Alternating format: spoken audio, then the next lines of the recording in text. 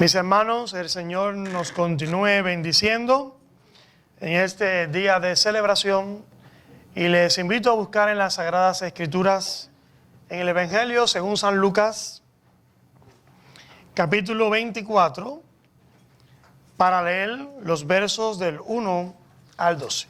Evangelio según San Lucas, capítulo 24, leeremos los versos del 1 al 12.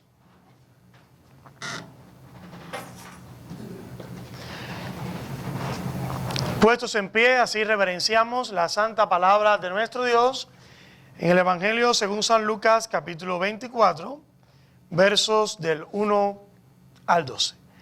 Leeré la santa palabra de Dios y ustedes seguirán la lectura con sus vistas. Dice así la palabra de Dios bajo el título La Resurrección. El primer día de la semana, muy de mañana, vinieron al sepulcro trayendo las especies aromáticas que habían preparado y algunas otras mujeres con ellas, y hallaron removida la piedra del sepulcro, y entrando no hallaron el cuerpo del Señor Jesús. Aconteció que estando ellas perplejas por esto, he aquí se pararon junto a ellas dos varones con vestiduras resplandecientes. Y como tuvieron temor y bajaron el rostro a tierra, les digo: ¿por qué buscáis entre los muertos al que vive? No está aquí, sino que ha resucitado. Acordado de lo que os habló cuando aún estaba en Galilea, diciendo: es necesario que el Hijo del Hombre sea entregado en manos de hombres pecadores y que sea crucificado y resucite al tercer día. Entonces ellas se acordaron de sus palabras y volviendo del sepulcro dieron nueva de todas estas cosas a los 11 y a todos los demás. Y eran estas mujeres María Magdalena y Juana y María madre de Jacobo y las demás con ellas, quienes dijeron estas cosas a los apóstoles. Mas a ellos les parecía locura las palabras de ellas y no las creían. Pero levantándose Pedro, corrió al sepulcro, y cuando miró dentro vio los lienzos solos, y se fue a casa, maravillándose de lo que había sucedido. El Señor bendiga su palabra en nuestros corazones, y a la luz de esta porción la estaremos exponiendo bajo el título Experimentando la Resurrección. Experimentando la Resurrección. Oremos. Señor, te alabamos y te exaltamos una vez más, y a ti damos toda gloria, honra y honor, porque eres el autor de la vida, eres la vida en sí mismo, eres el único dador de vida. Te damos gracias por tu poder para transformar los procesos de muerte y cambiarlos en procesos de vida. Te damos gracias porque marcaste la historia, pero también has marcado profundamente la historia de nuestras vidas. Y en esta mañana nos encomendamos a su gracia para ser usado por ti a favor de la necesidad de cada alma, porque nada podemos decir provechoso y edificante si no tenemos su inspiración. Por eso encomendamos nuestras vidas a su gracia con la convicción que resucitarás en algún corazón. En el nombre de Jesús. Amén. Pueden tomar sus asientos. Experimentando la resurrección de Cristo. Ciertamente era muy trágica la experiencia que vivieron los discípulos en estos días últimos de la presencia terrena de nuestro Señor Jesucristo, y donde estaba llegando a término final el desarrollo de su ministerio. Era incomprensible para ellos a ese santo ser que vieron calmando el viento y controlando la tempestad y deshaciendo las obras del maligno, al liberar a personas de demonio, volviendo de la vida a un hombre llamado Lázaro, quien estaba muerto y también sanando y restaurando a muchos. Era incomprensible para ellos que ese maestro que había dado evidencia de la magnificencia de su poder, ser ahora dominado por una turba, por un grupo de hombres que lograron controlarlo. Era inexplicable para ellos ver cómo un imperio lograba lacerarlo y cruelmente golpearlo. Era incomprensible para ellos verle llevando una cruz y luego colgar de ella. Era incomprensible para ellos que la historia de su gran Señor terminara en su mentalidad humana colocado en un sepulcro. Todos estos hechos incomprendidos por los discípulos, por estar en una condición espiritual que les impedía descubrir que todo estaba colaborando con un proyecto espiritual y que el poder de Dios en ninguna manera había menguado, sino que tenía que cumplirse la escritura, como fue dicho de él, como cordero fue llevado al matadero. Y dice la escritura que enmudeció y no abrió su boca.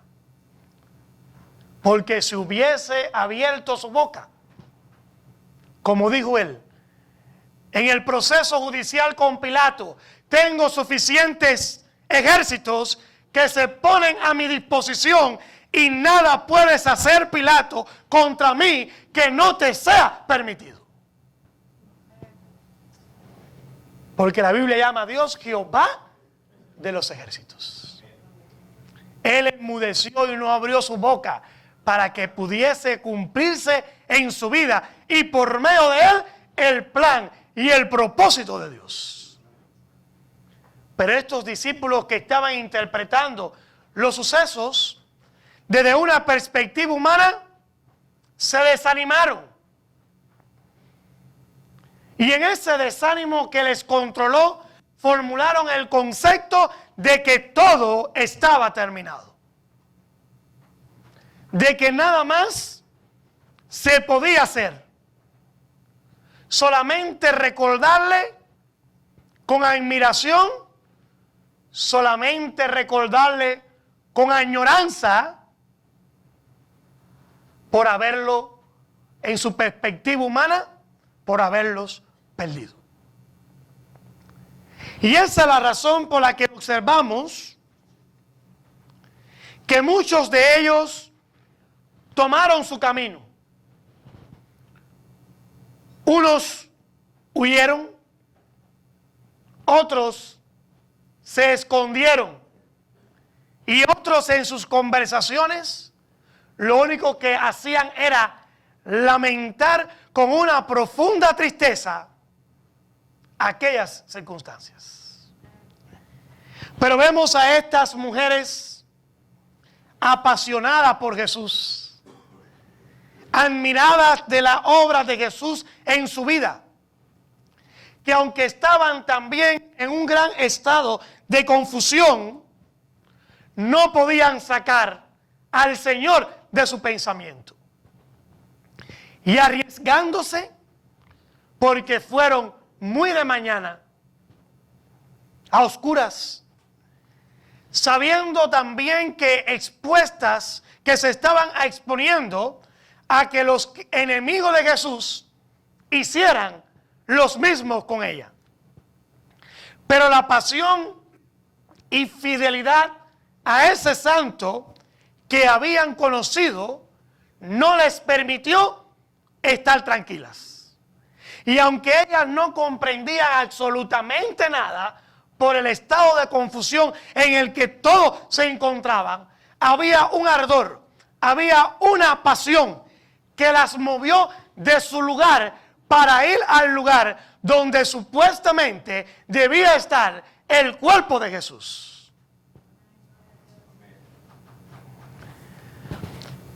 Las bendiciones espirituales más supremas están aguardadas, están reservados para aquellos que se aventuran a pesar de no entender nada, a pesar de no saber nada, pero que sienten que Jesús de alguna manera ha marcado profundamente su corazón.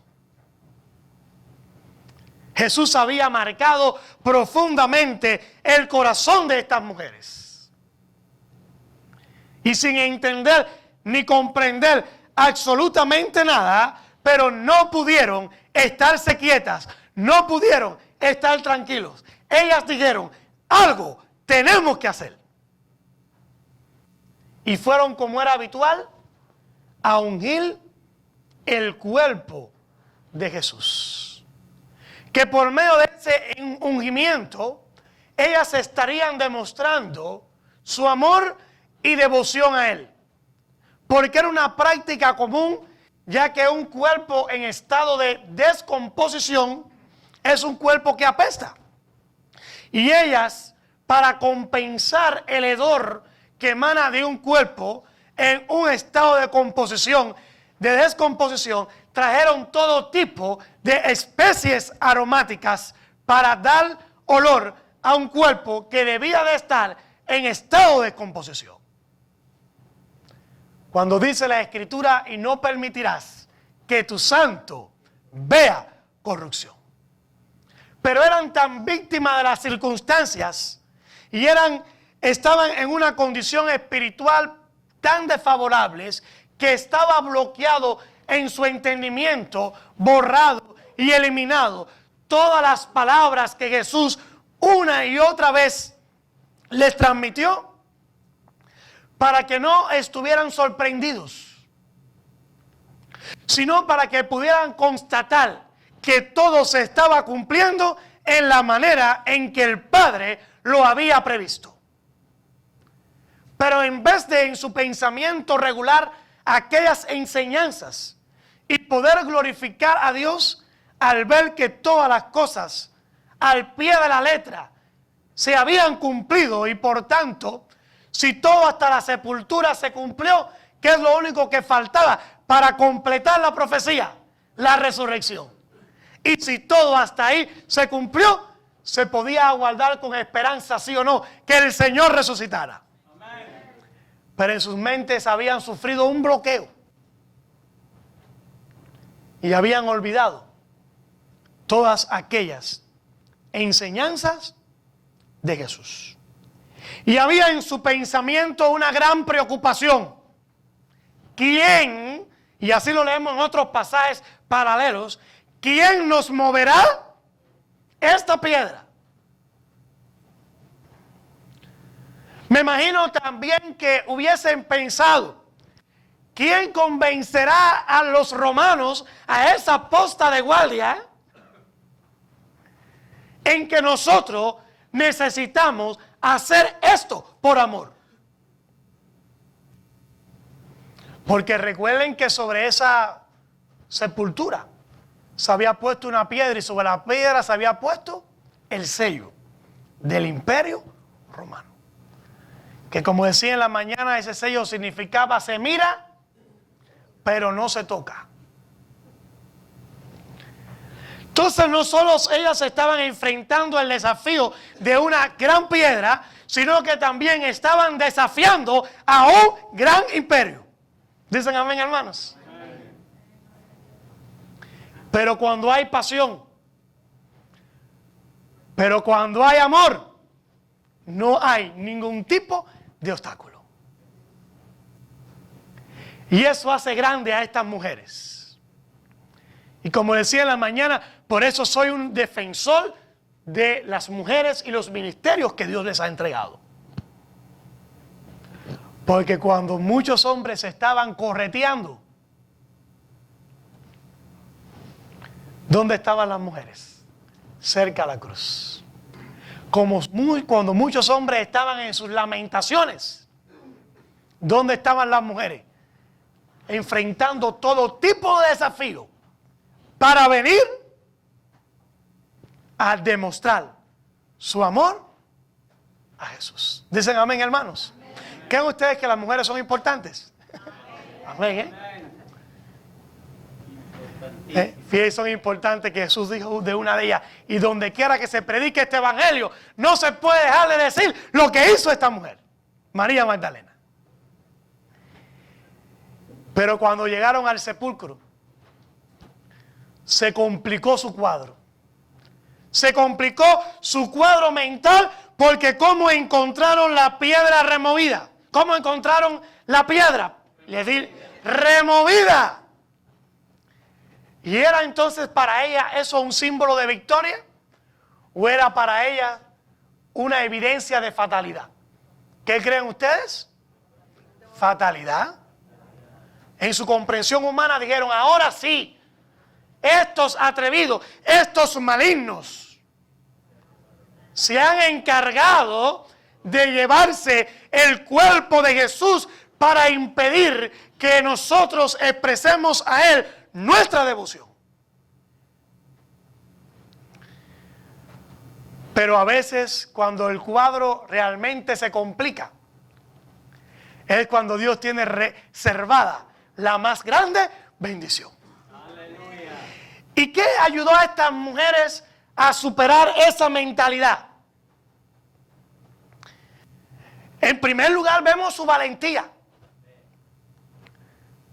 Porque dice el versículo número 3: y entraron. ¿Cuántos dicen amén? Y entraron. Entonces, entrar es muy importante. Porque en la fe se operan dos etapas. Está la etapa referencial. La etapa referencial es cuando nosotros recibimos una información que alguien nos está compartiendo. Pero nadie puede sostener un argumento. Nadie puede acentuar que un hecho aconteció verdaderamente porque alguien se lo ha contado. Se necesita experimentarlo. Entonces, entrar era el primer paso para lograr tener la experiencia. Dicen amén. Necesitaban entrar. Y cuando entraron, no hallaron el cuerpo de Jesús. Y al no hallar el cuerpo de Jesús, ¿cómo se quedaron? Dice la Escritura en el versículo 4, se quedaron ¿cómo? Perplejas. Perplejas, pensando lo peor. ¿Y cómo ellas lograron superar esta mentalidad de total fatalismo? Necesitaron un mensajero celestial que les ayudara en su comprensión. Necesitaron un mensajero que les, inspirados por el cielo, que les ayudara a comprender el porqué de cada uno de esos hechos. Siempre que Dios ve a personas que están dispuestos a entrar, el Señor se encarga de esclarecerle cuál es la verdad de los hechos. Por esa es la actitud que Satanás asume. Que usted invita a una persona a ir al cine y todo el mundo va al cine. Usted invita a una persona a entrar a un party y ¿qué hace todo el mundo? Entra al party. Pero usted invita a una persona a entrar a la iglesia y la gente enseguida empieza. Y yo tengo que pensarlo. Cuando yo esté preparado, y yo te lo digo, y otros empiezan a buscar qué otras cosas hacer para evadir el tener que entrar. Pero usted sabe quién es el que está bloqueando que usted entre. Satanás. Porque él sabe que no hay nadie que entre a la reunión de Dios, donde Dios magnifica sus hechos, que no salga recibiendo en su corazón algo sobrenatural. Amén. Y ese algo sobrenatural es el trato de Dios sobre la conciencia de los hombres para revelar su verdad. Entonces, para tener la experiencia y vivir y comprender los hechos de la resurrección, lo primero que tuvieron que hacer ellas fue entrar. Porque ¿dónde les estaban esperando el ángel? ¿Dónde le estaba esperando? Adentro. En un party usted no va a tener un mensajero de Dios para que le hable. Al menos que el party le agarre un terremoto, que le haga decir, ¡ay, Dios mío! Y usted tenga que tirarse de rodillas porque sienta que su vida está en peligro. Usted sabe que cada vez que hay temblores y hay sucesos naturales convulsos, las iglesias se llenan. Pero es mejor venir por amor que venir por dolor. ¿Qué motivó a estas mujeres a entrar con toda valentía? La pasión que experimentaron, aunque no entendían mucho, por el Señor. Y cuando entraron, ¿quién les estaba esperando? Un mensajero de Dios para esclarecer su mente y para llenar de alegría la experiencia de su corazón. Y les digo, y aquí se pararon junto a ella dos varones con vestiduras resplandecientes. ¿Y qué experimentaron ellas ante esa manifestación sobrenatural? Temor. Y bajaron el rostro a tierra. Y les digo, ¿por qué buscáis entre los muertos al que vive? Aleluya. ¿Por qué buscáis entre los muertos al que vive? No está aquí, sino que ha resucitado. Aleluya. Y esta fue la base de su experiencia. Poder constatar con sus propios ojos que el Señor no estaba ahí. Y poder recibir un mensaje sobrenatural que provocó una experiencia en su corazón donde empezaron a experimentar temor y poder verificar que la palabra de ese mensajero eran verdad. Y se crearon las condiciones para entonces ser esclarecidos. ¿Y cómo fue esclarecido? Dice que el mensajero le dijo, acordaos de lo que os habló cuando aún estaba en Galilea. ¿Qué tuvieron ellas? Que recordar lo que ya él les había dicho.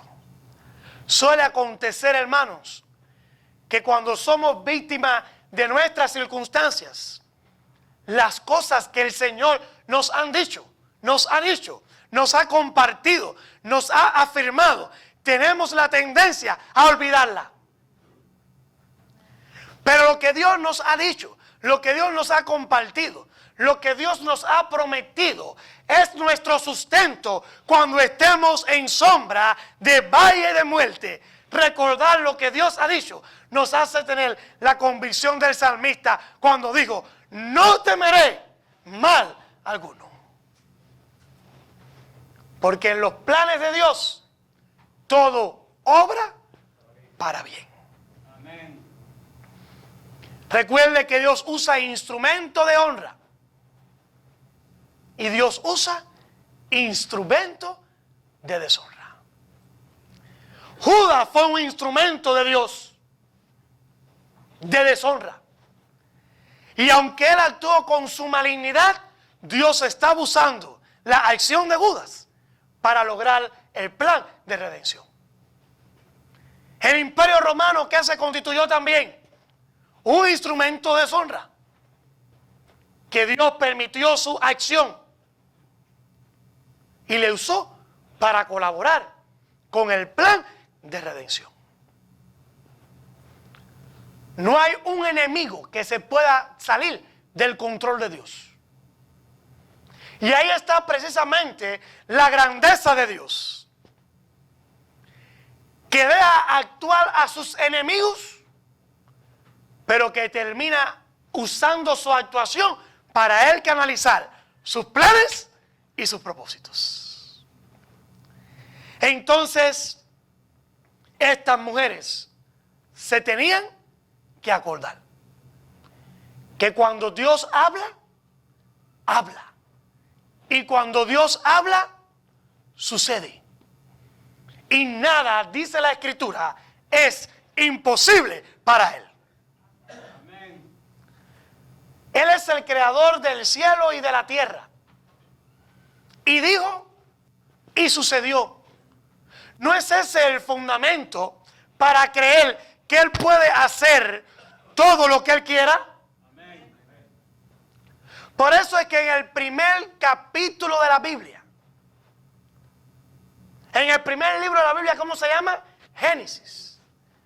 En el primer libro de la Biblia, en el primer capítulo de la Biblia, en el primer versículo de la Biblia, se define nuestra posición de fe. En el principio creó Dios los cielos y la tierra. Si creemos eso, todo lo demás tiene explicación. Dicen amén. Si creemos eso, todo lo demás tiene explicación. Por eso está en el primer libro de la Biblia, en el primer capítulo de la Biblia y en el primer versículo de la Biblia se define nuestra posición de fe. En el principio creó Dios los cielos y la tierra. Por tanto, hay poder en el autor de la vida para recuperar la vida y así poder ofrecer una vida que nunca deja de ser. Él, para ofrecer una vida que nunca deja de ser, tenía que demostrar que era capaz de conservar su propia vida. Porque nadie puede dar lo que no tiene. Podía haberse cumplido las palabras del Señor Jesucristo. Yo he venido para que tengan vida y para que la tengan en abundancia y quedar en un sepulcro. ¿Qué vida abundante puede ofrecer alguien que ha perdido la vida? Pero precisamente al Él morir y resucitarse, demostró que Él puede dar vida porque Él ha conservado la vida. En segundo lugar, al resucitar demostró que los procesos de muerte, que los procesos de degradación, que los procesos de corrupción, Él los puede transformar también en procesos de vida. Es la razón por la cual los cristianos predicamos el cambio. Es la razón por la cual los cristianos creemos en la transformación. Porque dice la Biblia que el alma sin Dios está muerta en delitos y pecados. Y si el alma está muerta, espiritualmente hablando, el hombre inevitablemente está en un proceso de degradación, está en un proceso de corrupción, está en un proceso de perdición.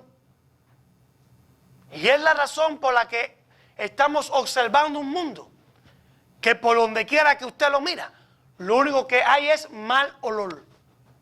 ¿Huele feo el mundo, sí o no? ¿Está oliendo feo el mundo? Porque el mundo está lleno de muertos espirituales que se están, ¿qué? Corrompiendo, degradando espiritualmente, moralmente, contaminando sin poder salirse de esa situación. Pero la resurrección de Cristo es una evidencia de que todo lo que se pone en sus manos, aunque esté muerto, ¿qué puede recibir? Vida. ¿Cuántos alaban al nombre del Señor? Y si recibe vida, en vez de corromperse, en vez de deteriorarse, en vez de perderse, puede construirse y puede edificarse en el poder de Dios. Y nosotros observamos que una vez que ellas recibieron este recordatorio, volvieron en sí. Volvieron en sí. Porque cuando las personas están perplejas por las circunstancias, actúan desorientadamente, actúan locamente, actúan desacertadamente. Pero una vez que ellas fueron esclarecidas, comenzaron a actuar orientadamente. Porque dice el versículo número 8, entonces ellas, ¿qué sucedió? Se acordaron ¿de qué? De sus palabras. Y al acordarse de sus palabras, comprendieron que había un lugar donde ellas ya no debían estar. ¿Cuál era el lugar donde ellas ya no debían estar? En el sepulcro. Porque el sepulcro es símbolo de muerte. Y ese primer día de la semana, ese domingo de la resurrección, era un domingo en el que se estaba celebrando la vida. Se volvieron del sepulcro y dieron entonces nuevas de todas estas cosas a los 11 y a todos los demás. Su tristeza, su melancolía y su añoranza se cambió en gozo, porque vivieron la experiencia de la resurrección. Nada podrá traer gozo al corazón humano, nada podrá traer una feliz experiencia a la vida del hombre hasta tanto Jesucristo no resucita en su corazón. Y no estamos hablando de tener una religión, no estamos hablando de ser católico o ser bautista, porque hay bautistas que son bautistas y no son cristianos.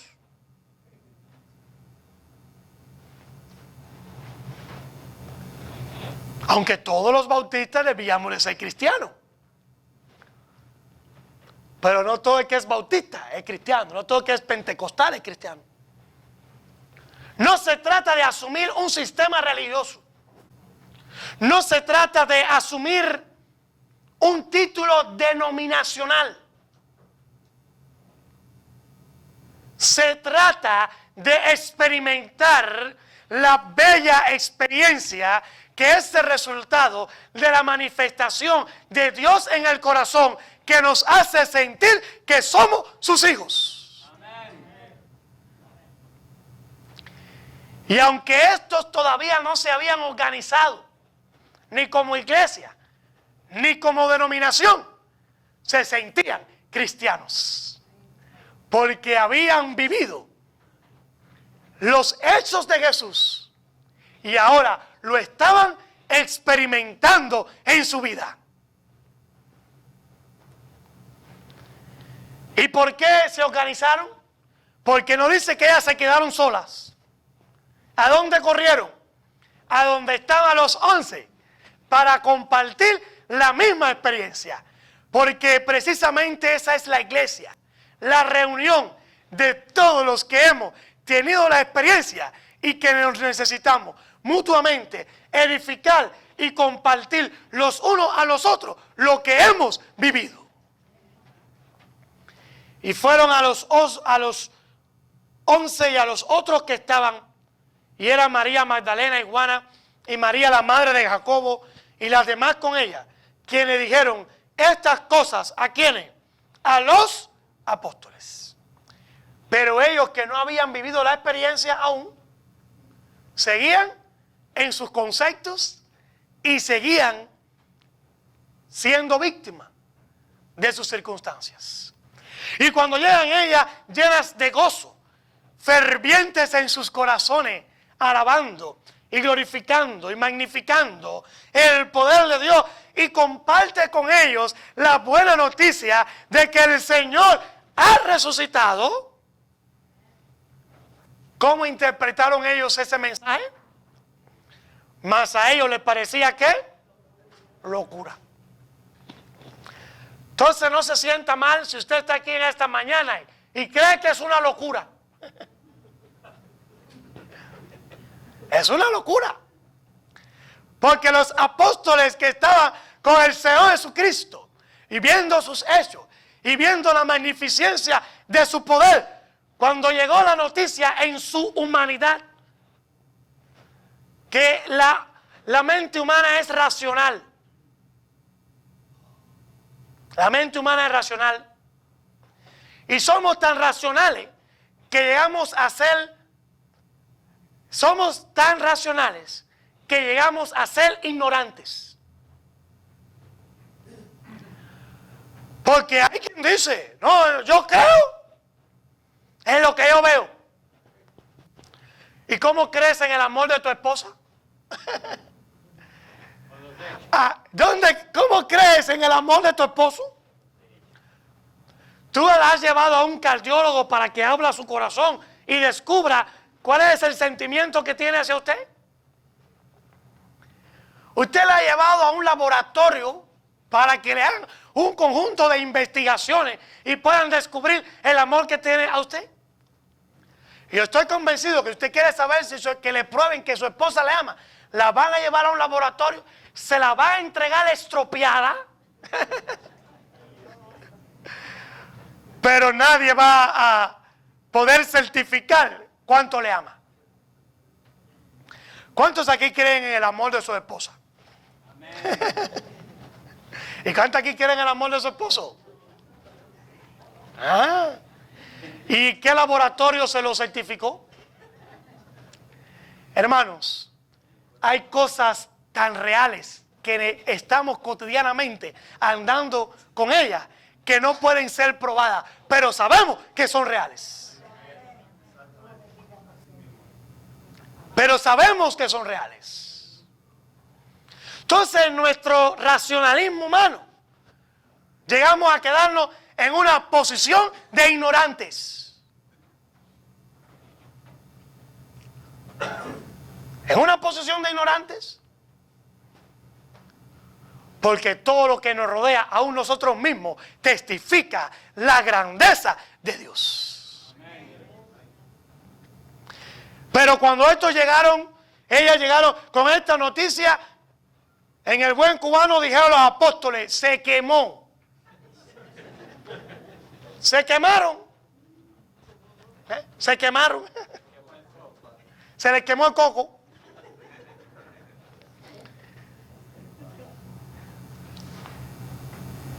Y otros habrán dicho, eso son cosas de mujeres que siempre tienen un chuchuchú. Esas son cosas de mujeres que siempre tienen un chuchuchú.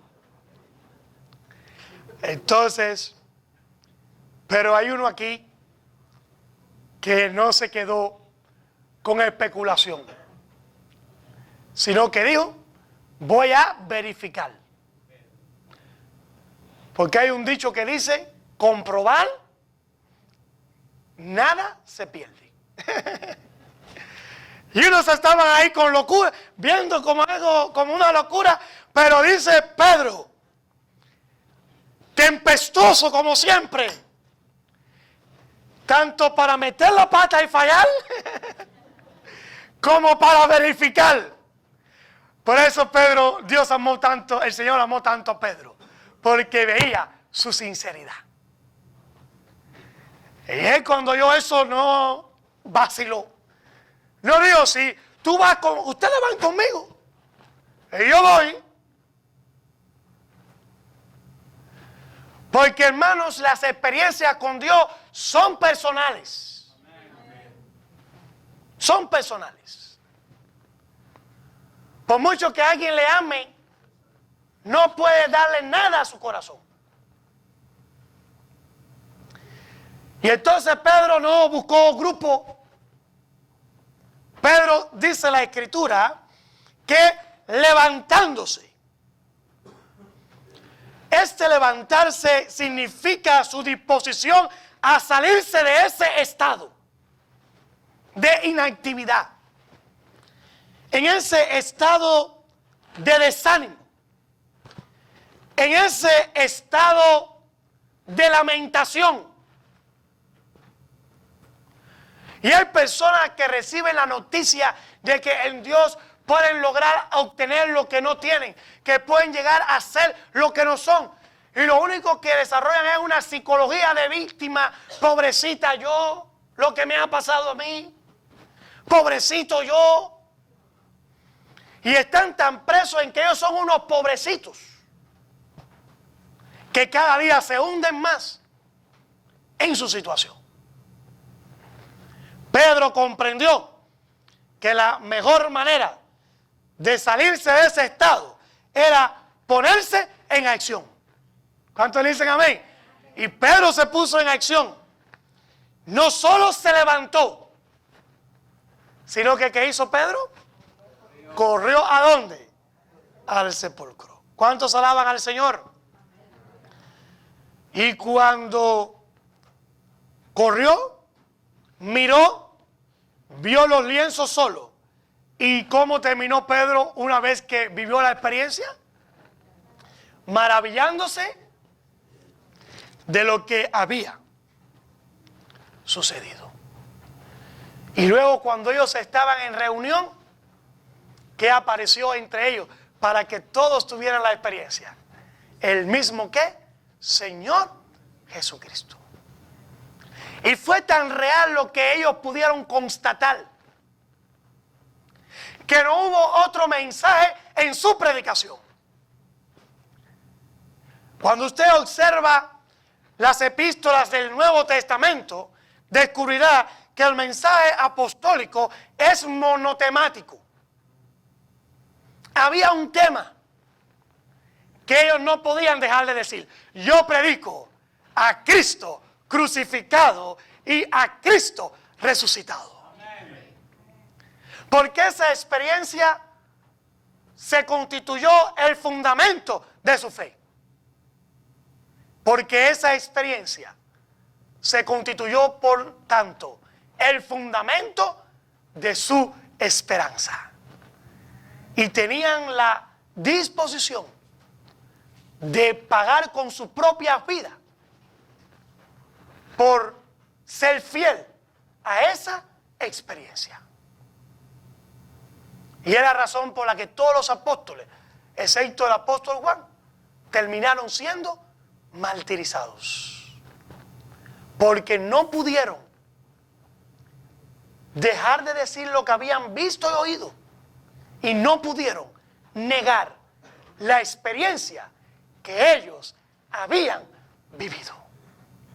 No pudieron traicionar el ideal que ellos habían abrazado. Y ese fue el motor impulsor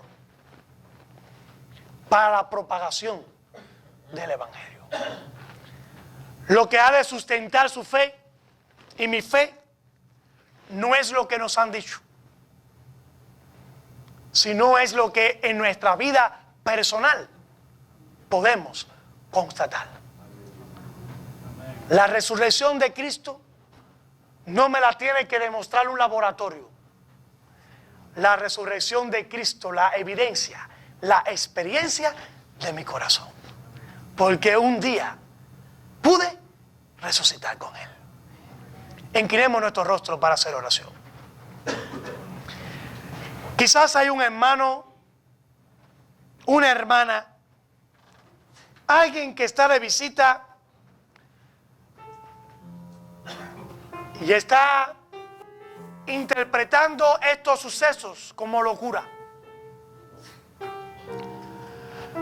Pero es bueno aprender de Pedro, quien comprendió: no hay peor gestión que la que no se hace.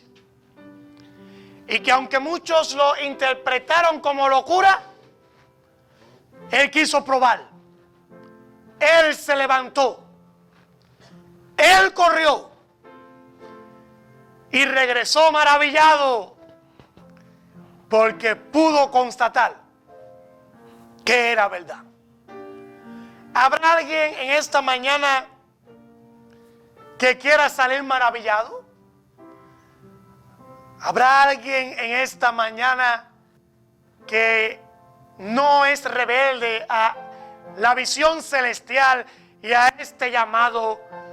Y dice, aunque lo he visto todo como una locura, yo quiero hoy creer. Y yo quiero que tú, Jesús, resucites la experiencia de mi corazón, para que en mi vida la infelicidad sea cambiada por tu gozo, para que en mi vida la incredulidad sea cambiada por fe, para que en mi vida la desdicha sea cambiada en bendición, para que mi apatía por las cosas espirituales que me ha hecho dudar entrar pueda ser cambiada por una genuina motivación de estar en este lugar, magnificándose porque viví la experiencia de verte resucitar en mi corazón. Si hay alguien que quiera que este humilde instrumento de Dios haga por usted una oración,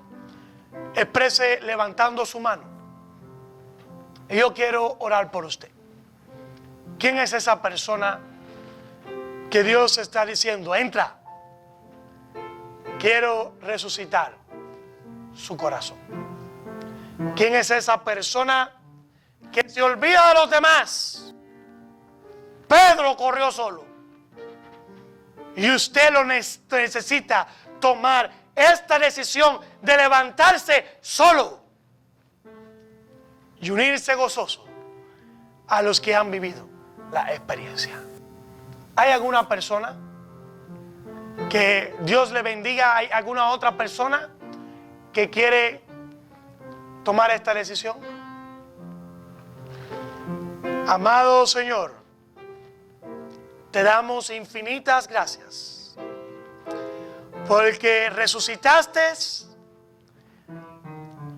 retomaste la vida, conservaste la vida para seguir dando vida. Por eso, Señor, te suplicamos en esta mañana que a los corazones muertos en delito y pecado, que pueden estar junto a nosotros, reciban el milagro de obtener tu vida en el nombre poderoso de Jesús, para que de la duda y la incomprensión pasen a quedar maravillados. Te ruego, Señor, que hagas la obra, porque solo tú puedes tratar con el pecador. En el nombre de Jesús. Amén.